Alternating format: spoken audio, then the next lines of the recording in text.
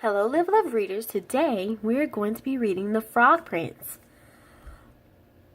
Once upon a time,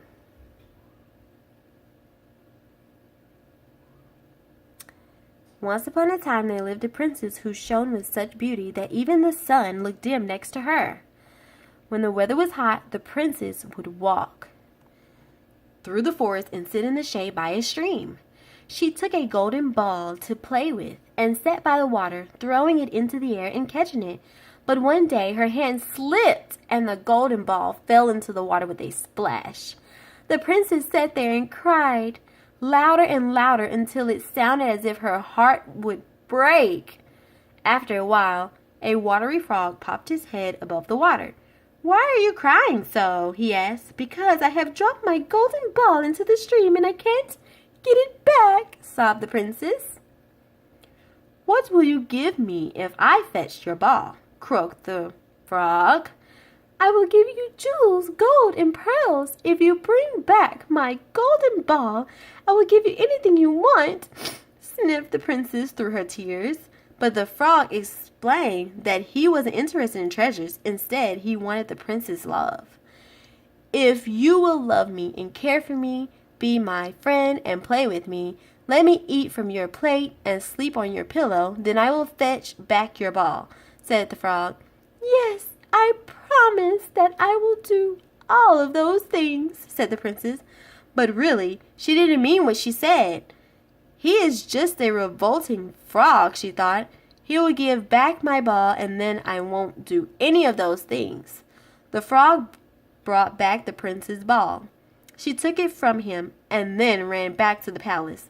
That evening, as the royal family sat down to eat, there was a knock at the door. The princes were to see who was there and was horrified to find the frog, who spoke these words: "Let me in, O princess sweet, don't forget your vow.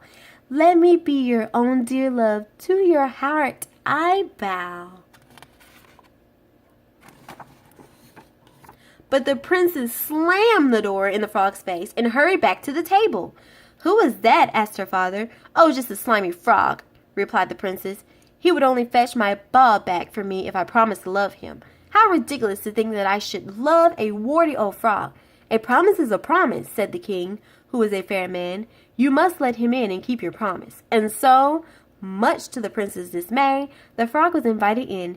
The king commanded his daughter to keep her promise, and although she found the frog quite disgusting, she had no choice but to obey her father. The princess allowed the frog to eat from her plate and sleep on her pillow. She even played games with him, but she could not bring herself to care for him or love him. The frog reminded her of the promise she had made to him, saying these words: "Love me true, O princess sweet. Don't forget your vow. Let me be your own dear love. You must kiss me now." But still the princess refused to kiss him. The frog followed the princess everywhere she went until she became quite angry with him. "Go away, you horrible beast!" she cried. But the frog stayed by her side night and day. One day, when the princess was in a particularly bad mood, she picked up the frog and hurled him across the room. He hit the wall and landed on the floor with a bump. He lay there dazed and had such a sad expression on his face that the princess felt sorry for what she had done. She rushed over to where he lay, picked him up, and kissed him with true compassion. Suddenly, there was a flash of light, and the astonished princess watched as the frog was transformed into a handsome prince. "My dear princess," said the prince, falling to his knees, "please be my wife."